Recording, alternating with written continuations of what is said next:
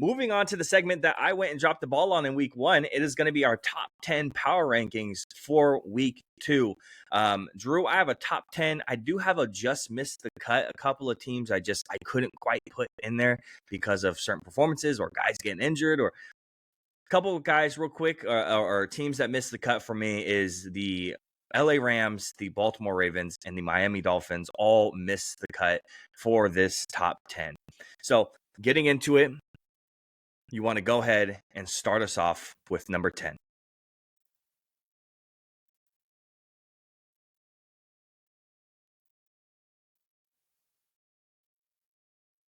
I have to tell you, I made my list. Okay. Sunday night. All right. So I might have overreacted. So I'm going to kind of rewrite this on the fly here. And that's okay. I probably overreacted too. I'll just tell you, the 49ers took a tumble. So that's not accurate. So I am going to go ahead and slide in the very shocking New Orleans Saints right here at number 10. Beautiful. And I do have them inside of my top 10. I just found, and this is my knee-jerk reaction, and I am a very pessimistic Dallas fan, just for anyone who's watching it for the first time. If you're a continuous as you listener, should be, you know that I'm a pessimistic watcher of the Dallas Cowboys. And we love it. And my knee-jerk reaction is I put them at number 10 for the power rankings. And for just the context is I had them around last week, around the 6 to 8 range still. I didn't bump them up in the top 3 for beating the Cleveland Browns. I wasn't going to go ahead and do that. I'm not the knee-jerk reaction that way. I did drop them down a couple of spots. So I put the Dallas Cowboys at that number 10 spot. For me, at my number 9 spot, I did, again, include the New Orleans Saints, and they're going to go ahead and slide in right here at this slot. And we're going to have a conversation later on contenders or pretenders really, really early in the season, and we're going to bring up the New Orleans Saints and have a real conversation on whether we believe in this team or not. But for right now in week 2, they deserve a spot, especially scoring 47 in the first week and 44 in the second week. They deserve that number 9 spot 100%. Who'd you go with for number 9? I stayed in the same division, if you don't mind. Absolutely. Go ahead. I'm going to go ahead and take Mr. Fuck It, Baker Mayfield, and the Tampa Bay Buccaneers, and I'm going to slot them right in there at number 9. You go to the Lions, who admittedly don't believe in themselves, and you get crushed 5 times by Aiden Hutchinson, and you just keep finding Godwin down there somewhere, and he just keeps scoring. And Baker, this dude, he runs for like a 3-yard little scramble, gets the first down, loses his fucking mind. Bro, I would throw out my whole ass back doing that first down thing that he does. Like I would be doing this podcast from a hospital bed if I did the stuff that Baker did, just celebrating. But good for you, Baker. Good for you, because your career. Was looking. It was bad. It was pretty much dead on arrival once. Yeah, absolutely. And he got a 3-year, $100 million extension. And there's another quarterback in this league who may not ever play another down of football that got paid much more than that. And boy, oh boy, would they not switch quarterbacks right now. Absolutely. When it comes to Baker, too, if you guys out there have not actually watched the Tampa game yet or haven't seen the highlights of a game, or just go on the NFL YouTube channel, go look up that game and look how much Baker's running around and he's actually making plays, whether it's just for a 3-yard run or whether he's actually getting it down the field. But he's making magic happen, and it is really fun to watch at this moment. Drew, who's your number 8? The Ravens. Okay. They got tumbled. Yeah, definitely. Did you drop them out? I did drop them out starting 0-2. Obviously, you have a tough week 1, but then you have a really close game in week 2 and you lose against the Raiders. You already dropped a couple spots there, especially with the play that Lamar has been kind of displaying. And then you continue it in week 2. I think there's a couple of teams here who really impressed, and they might not end up being in the power rankings at the end, but I think they at least deserve a spot right now. So, they missed the cut for me. So, so number 8 is, you said the Ravens. My only problem with the thing is I keep preaching to not overreact to 2 weeks in the NFL. And the only other team I could have put up here was maybe like the Jets, and I wasn't going to do that. Or maybe the Bengals, and I wasn't going to do that. So yeah, they still slide in for me. My number 8 is a team that maybe you don't want to see up in this spot right here, and that is going to be the Minnesota Vikings, sliding inside the top 10, who by all means was not in the top 10 for the pre-rankings or for week 1, especially since all they faced off against was, I believe, was the New York Giants. But now playing against the San Francisco 49ers and beating them, I think you got to slide them in. You got to bump them up. I think everyone's playing their role, and they're playing efficiently well. And again, they're gaining those W's, starting off 2-0. Again, another team that we're going to go ahead and talk about a little bit later with that contenders or pretenders segment a little bit later on. My number 7 is a team that you already brought up, and that is going to be the Tampa Bay Buccaneers.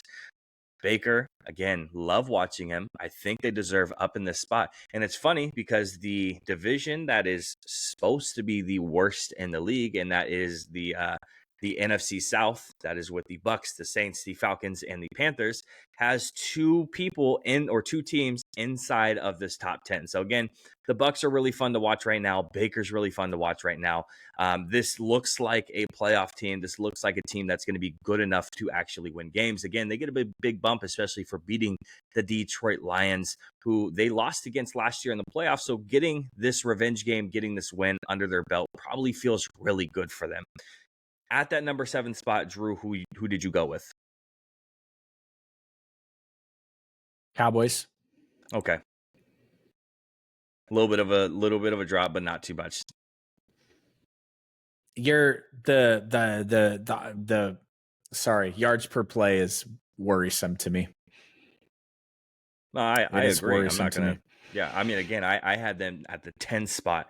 I have some serious questions about this defense that I didn't have in the first week, but I already said multiple times the impressive part about week 1 was not going to be the holding of Deshaun Watson in this team. But we led the NFL in pressures in week 1. Again, contextualize that a little bit. The Browns are missing 2 offensive tackles, and you're playing against Deshaun Watson. But you create like 3 pressures in week 2, and then you look like the same exact team getting the ball ran all over you. When a running back with actual talent goes up against you, it looks bad. My problem with it is that the Saints bring in Kubiak this offseason, who's a Shanahan disciple. He runs the Shanahan offense. And then you guys get absolutely destroyed by it. Yep. And it makes me wonder if the book is not out on the Cowboys on these outside zone runs and all this shit that happens, all the pre-snap motion and stuff. And looking at the Cowboys defense on paper, there's no reason why these things should happen. But were we watching the New Orleans Saints on Sunday, or were we just watching the Packers in the playoffs last year? And yeah. I know people aren't going to like this. I know you're not going to like this. If your dad is watching, he's not going to like this. But if you guys get down and Dak has to throw the piss out of the ball to bring you guys back, it just results in interceptions every single time. So now I know the dude fell. Then he threw a pick later on that was absolutely terrible, but the game was already over. So it doesn't really matter. Yeah, you're trying to get something to go. Yeah. Miss me on the significance of picks in late game situations while you're down 2 scores. Like you literally have to make it happen. It doesn't matter. Yep. But your guys' offense looked like straight ass last year for the first couple of weeks, and then Dak ended up an MVP candidate. So I'm not super worried about it yet because I kept telling you last year, A. They will not let Dak throw. They will not let Dak throw. They will not let Dak throw. And your offense looked terrible. And then all of a sudden they started letting Dak throw. CeeDee Lamb started exploding. You guys started winning a bunch of ball games. So I'm not too worried about it yet. Hopefully you guys continue to look like shit all the way through October. We'll get past the Sunday night football game in Santa Clara, and then you guys could do whatever you want until the playoffs. So I'm cool with it. Who's your number 6? With the number 6 spot here, as I rewrite these kind of on the fly, I'm going to go with Mr. Jared Goff and the Detroit Lions. Okay. Obviously I have them in my 10. I still believe in them pretty highly, and I still have them in my high in my top 10. But what's your reasoning for dropping them down to around this 6 range? Because I like the teams that are in front of them better. Because the expectations were so high, and I think that was wrong of us to put those expectations on a team that was the Cinderella of the dance last year. Amon-Ra St. Brown no shows week 1, and now Sam Laporta has no showed week 1 and 2. And it's really concerning to me that you can have a defensive player like Aiden Hutchinson absolutely wreck the other team and you lose the game. If I told you before the week started, hey, Aiden's going to get 5 sacks and the Buccaneers are going to score only 20 points. That's a dub, right? At home in Detroit. Right. It's week 2. We don't need to overreact to anything here. That's why I didn't make the 49ers fall out of the power rankings. Right. But yeah. I mean, you could definitely tell that the Detroit Lions, that their main weakness is still that secondary. I think that forefront is still pretty good, but you could tell that the secondary is struggling pretty mightily. Terrion Arnold is a very talented rookie corner, but he's already having his ups and downs. Ennis Rakestraw getting some snaps in the first 2 weeks, but not really a whole lot. Brian Branch had his first pick of the season, obviously playing the nickel corner / safety role, but he's going to be the most talented guy in that secondary, bar none. But you could tell that's where the weakness lies, and that's where people are going to attack. Pretty similarly to my number 6 is the biggest weakness is their secondary, and that's going to be the Philadelphia Eagles is taking that number 6 spot for me.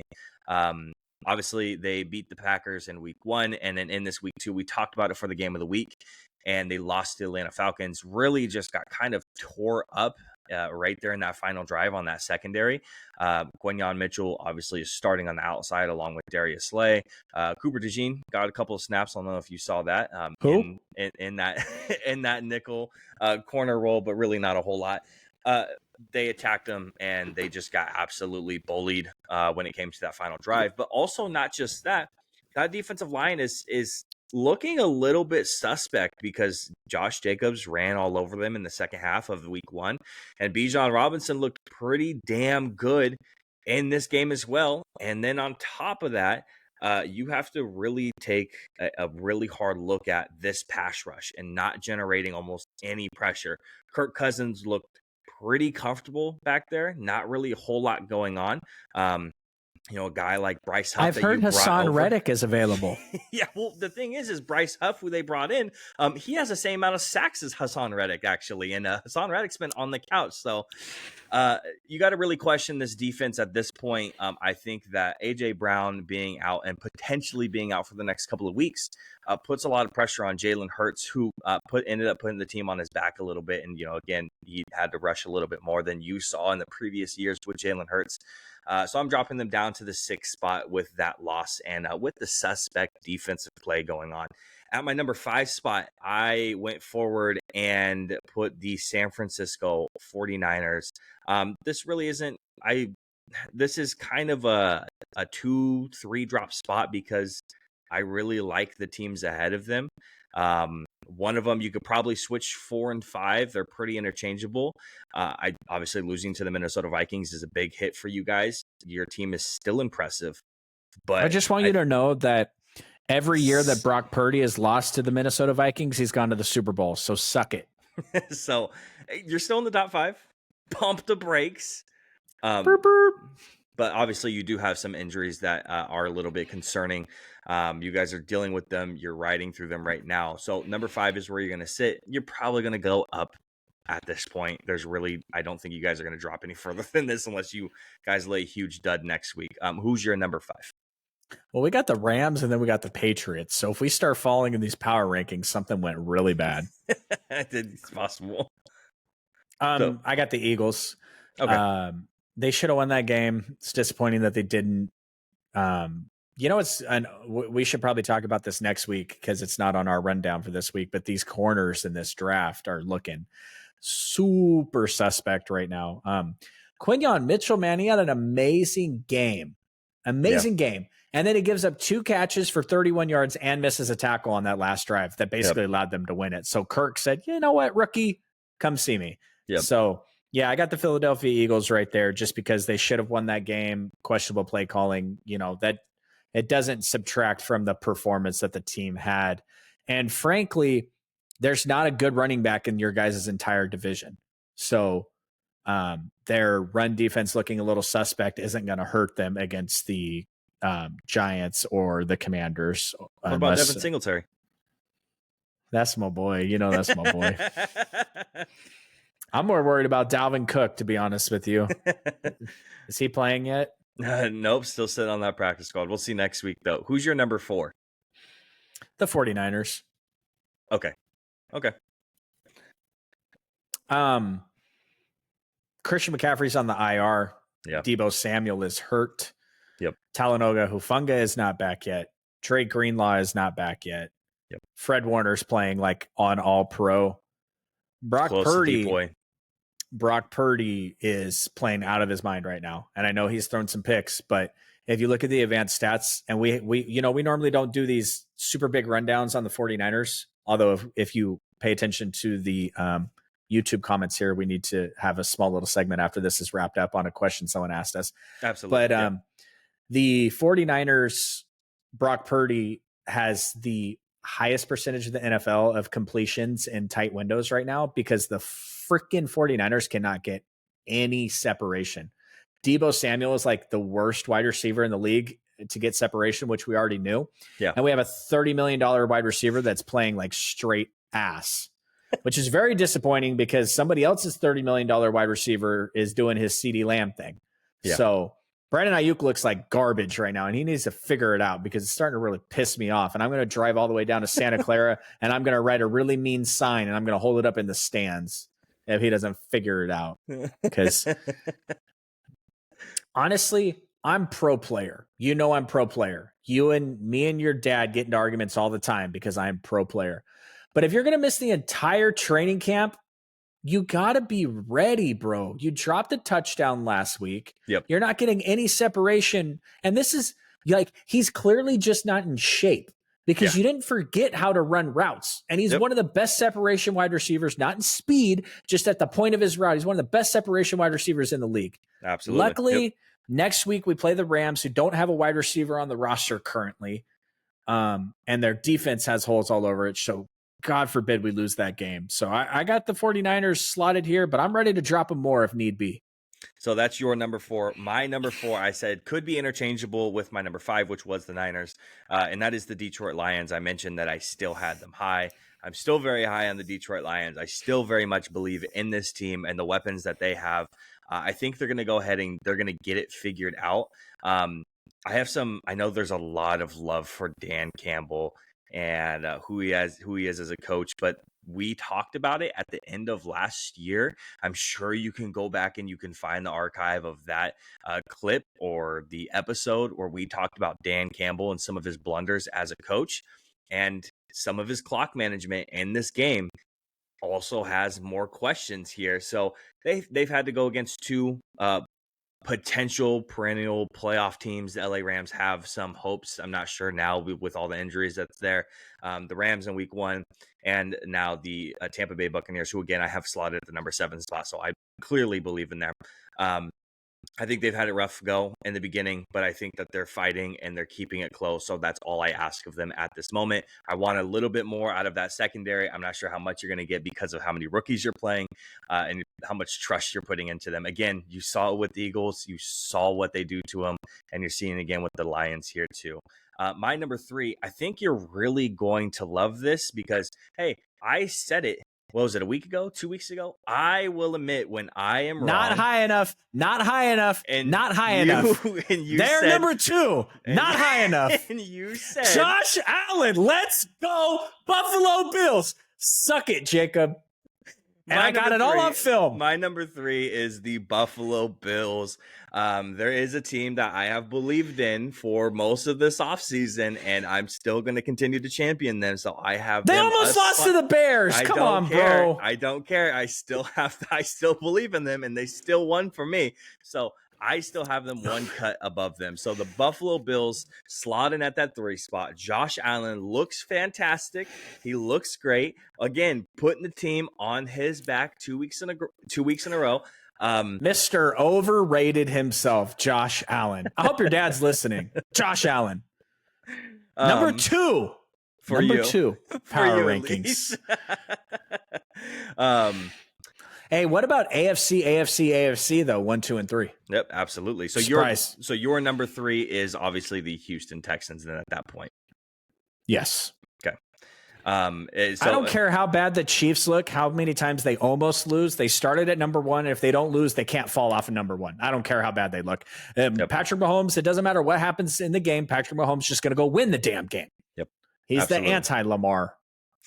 And people can cry about the refs or whatever. The dude got there early, and you can cry about it if you want, but this is the same thing that we've seen with Tom Brady. People don't like watching continued success from one person or one team, and the Kansas City Chiefs, they are that team for the 2020s at this point. If they win this year, it solidifies the dynasty for them, that they're one of the great ones, that they're going to be mentioned for this decade. It's just a matter of fact. If they win this year, that's who they are. And yeah, so that's the number 1 for both of us. We have our 2 and 3 flipped. Mine, again, the Houston Texans. My reasoning is I believe in the Houston Texans all the way up to this point. Drew, I'm pretty sure you have the same reasoning except for the Buffalo Bills. I wasn't a big Buffalo Bills guy, but they have definitely risen up in the power rankings. Josh Allen is showing who he is, and he's definitely trying to put on an MVP performance up to this point, and I champion him for that. If you listen to earlier in the podcast, I said I want guys to be successful. Still want to see successful quarterbacks in the league, and Josh Allen is doing that. Just so you know, I'm collecting a montage that I'm going to play at the end of the season of all your takes that are just dog shit. Just so you know. That's fine. And things like the Buffalo Bills being trashed this year because they don't have any wide receivers or a defense are on there. Things like not being worried about Mr. Fresno State Bulldog Derek Carr is on there. So just so you know, I can't wait to play that. But yeah, Patrick Mahomes, he sucks, bro. He's trash. Horrible. Clip that. Worst quarterback in the NFL. Before we move on to the other news in week 2, we're going to go ahead and read off one of our comments. If you are listening to the full length podcast, if you don't know, we do live stream this, and we are looking at the comment section, and we have a question. And if you're watching, can you hit that little thumbs up thing? If I send you the link and then I have to send you detailed instructions on how to thumbs up the video, you don't have to watch anymore. But to the people that I've sent this to, and I know you're still watching me because my phone keeps buzzing as you're talking about it, hit the thumbs up. It's right there. Just click. It helps us. It helps us because right now we have 3 viewers. Someday we might have 300 viewers. Someday we might have 3,000 viewers. And if we ever get to 30,000, we're going to be filthy rich. So thumbs it up and I'll give you $1. Looking at the question, if you could bring back someone in their prime to play on your team, who would you pick? You want to go ahead and start off with that one? Yeah, well, no, you go. I want to make sure we don't pick the same player. Oh, well, you think I'm going to pick Dion? Yeah, I mean, you got to pick a past Cowboy to come back and play for you guys. No, I'm not going to pick Dion. You guys should probably just pick a real quarterback. First of all, shut the fuck up. You know, I know you love Dak. So shut the fuck up. You're a bitch. Is Dak better at this point than Tony Romo was? Like, don't you just upgrade going back just a couple of years? I don't know, dude. I like Tony too, so I don't even want to have that conversation. Ooh, yeah, let's have that. Let's talk about it. No. The biggest weaknesses right now is not at the cornerback position, but it's definitely going to be in the run stopping game, or it's going to be at running back. And I definitely am going to go forward and just take the running back at that position, and you might as well just take Emmitt Smith and call it a day. So yeah, I'm not going to pick Dion because we are pretty solidified at the corner spot, but picking a running back would definitely get this team up and moving on that offensive side of the ball, because you have, Mr. 22 in the backfield to worry about. So that would give me another one. Selection. Another one? Give me another one, because I'm going to give you one offense, one defense. Oh man.